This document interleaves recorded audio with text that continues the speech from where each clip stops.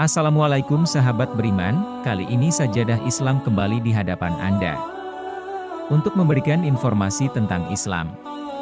Semoga bermanfaat untuk kita semua. Simak kisah negara Albania yang awalnya negara ateis yang kini berubah dan mayoritas penduduknya 99% adalah Muslim. Albania dikenal sebagai negara elang atau tanah elang dan para penduduknya tak segan menyebut mereka sebagai anak-anak elang. Bendera negara mereka pun berlogo elang berwarna hitam. Albania merupakan salah negara pertama di dunia yang menganut paham ateisme. Simak kisah negara Albania yang awalnya negara ateis yang kini berubah dan mayoritas penduduknya 99% adalah Muslim. Albania dikenal sebagai negara elang atau tanah elang dan para penduduknya tak segan menyebut mereka sebagai anak-anak elang. Bendera negara mereka pun berlogo elang berwarna hitam. Albania merupakan salah negara pertama di dunia yang menganut paham ateisme. Hal ini sebabkan negara ini pernah di bawah pengaruh komunisme untuk waktu yang lama di bawah pengaruh negara Uni Soviet kala itu. Kala itu Albania di bawah kekuasaan diktator Enver Hoxha. Dalam periode kekuasaannya, Albania sangat terisolasi dengan dunia luar. Tahun 1967 Hoxha melarang keberadaan semua agama di negara Albania. Semua pemuka agama seperti para pendeta dan pastor semuanya dipenjara. Beragam tempat ibadah mulai dari gereja dan masjid disita oleh negara dan kemudian diubah menjadi bioskop atau bahkan ruang dansa. Banyak kekerasan dilakukan pihak penguasa di bawah rezim Enver Hoxha secara paksa menyingkirkan agama dari masyarakat. Kala itu banyak pihak luar memiliki pemikiran bahwa Albania menganut paham sekuler. Para akademisi Albania percaya bahwa mereka bukan keturunan orang-orang Slavia dan mereka juga bukan bagian dari kelompok suku-suku Turki. Mereka berkeyakinan bahwa orang-orang Albania merupakan keturunan Iliria kuno. Menurut catatan sejarah dari suku Iliria tinggal di Eropa Tengah kemudian mereka ada yang migrasi ke wilayah Albania 2000 sebelum Masehi.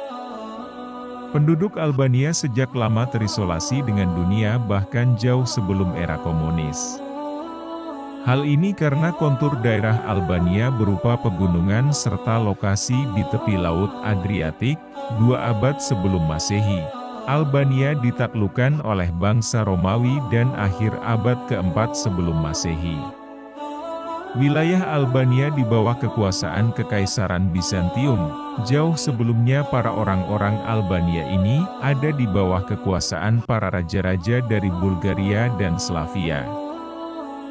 Dan abad ke-15 Masehi, wilayah Albania berasa di bawah kuasa Kerajaan Ottoman. Selama 4 abad, Kerajaan Ottoman memberikan pengaruh dan membuat Albania terputus dari pengaruh Barat. Abad ke-19 mereka berhasil lepas dari pengaruh Ottoman dan memerdekakan diri.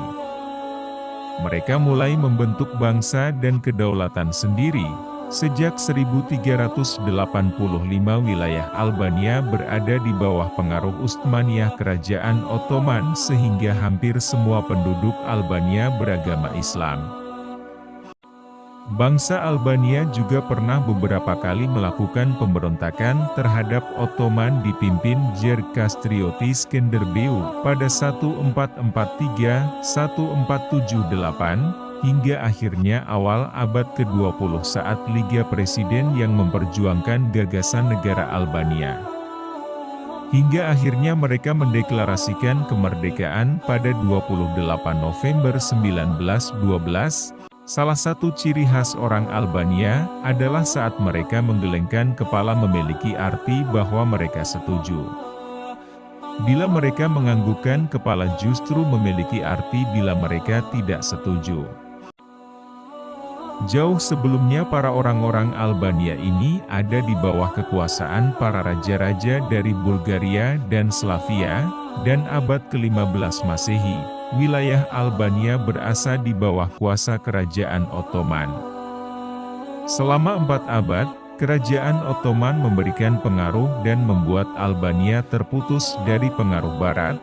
Abad ke-19 mereka berhasil lepas dari pengaruh Ottoman dan memerdekakan diri. Mereka mulai membentuk bangsa dan kedaulatan sendiri.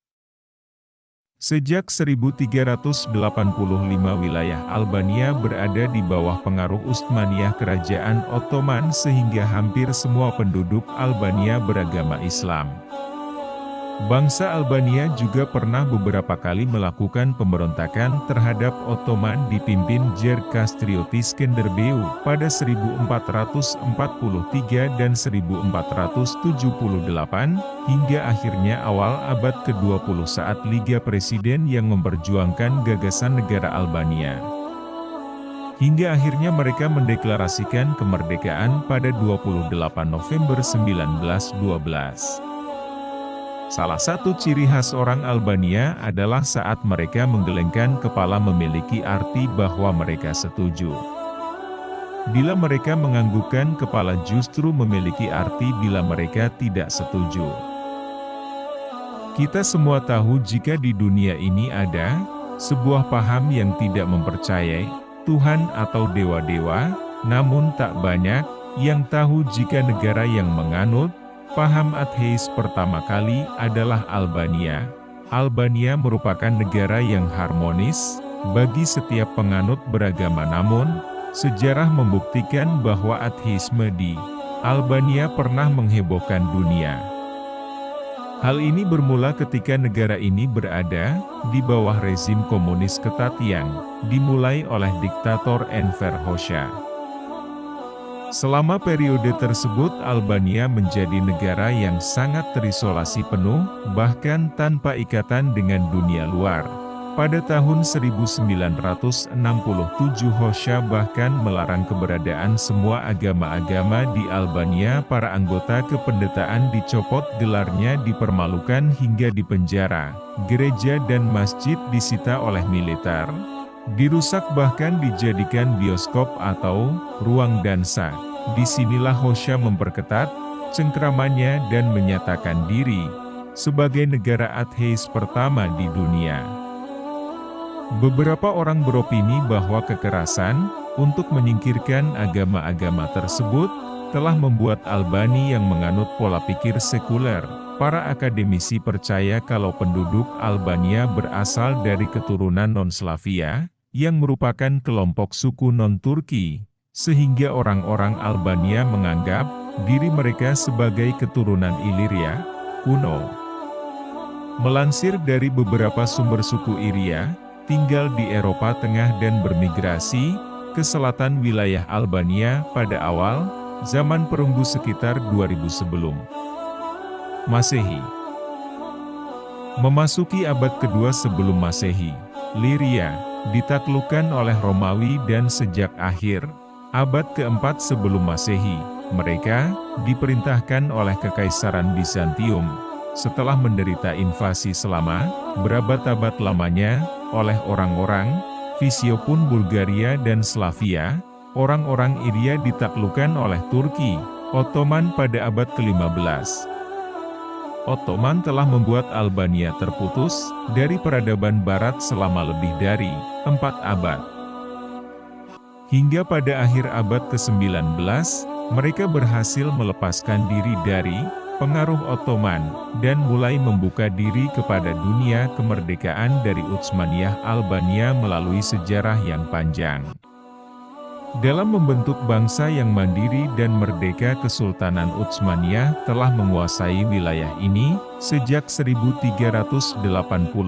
Akibatnya kebanyakan penduduknya memeluk agama Islam. Pendudukan Utsmaniyah pernah terganggu. Pergolakan ini dipimpin oleh Kijir Kikasriotis Skanderbes pada 1443 hingga 1478. Namun sayangnya pihak Kesultanan Utsmaniyah dapat menormalkan kekuasaannya kembali. Memasuki abad ke-20 Kesultanan Utsmaniyah sudah tidak lagi dapat mempertahankan kontrolnya ketika Liga Presiden telah dibentuk secara resmi. Liga ini disebut sebagai Liga untuk mempertahankan hak-hak bangsa. Albania, yang didirikan pada tanggal 10 Juni 1878, Liga ini hadir dengan memperkenalkan gagasan negara kebangsaan Albania dan menciptakan alfabet Albania modern. Pemberontakan demi pemberontakan terus dilakukan hingga akhirnya Albania berhasil menyatakan deklarasi kemerdekaan. Kemerdekaan Albania diproklamasikan di Flores pada tanggal 28 November 1912.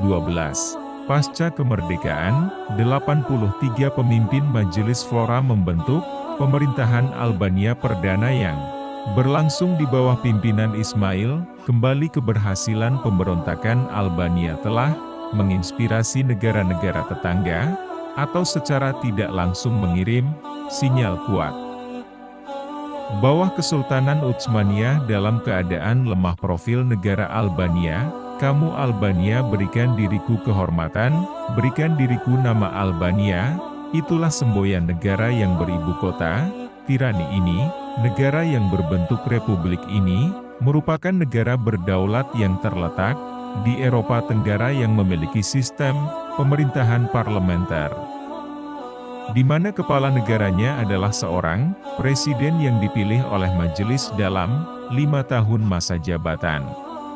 Sementara kepala pemerintahannya, yakni Perdana Menteri, ditunjuk langsung oleh Presiden Albania saat ini adalah Ilir Meta, sementara Perdana Menteri dijabat oleh Edi Rama. Negara ini menjadikan bahasa Albania sebagai bahasa nasional serta populasi penduduknya pada Juli 2020 sebanyak 3.074.579 jiwa.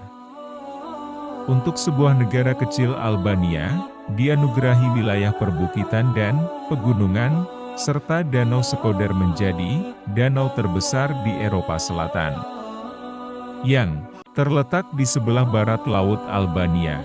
Albania selalu menjadi negeri yang memiliki keterbukaan pada orang lain, dan menciptakan suasana yang mesra antara umat beragama. Meskipun pilihan untuk masuk Islam mungkin berpotensi lebih besar, namun kenyataannya Albania mencerminkan tanah yang penuh keharmonisan. Itulah tadi sejumlah fakta dari Albania, yang ternyata penduduknya memiliki ciri khas. Ketika menggelengkan kepala berarti mengiyakan dan mengangguk ketika menolak. Nah pemirsa, sajadah Islam sampai di sini perjumpaan kita kali ini, semoga Anda semua menginspirasi.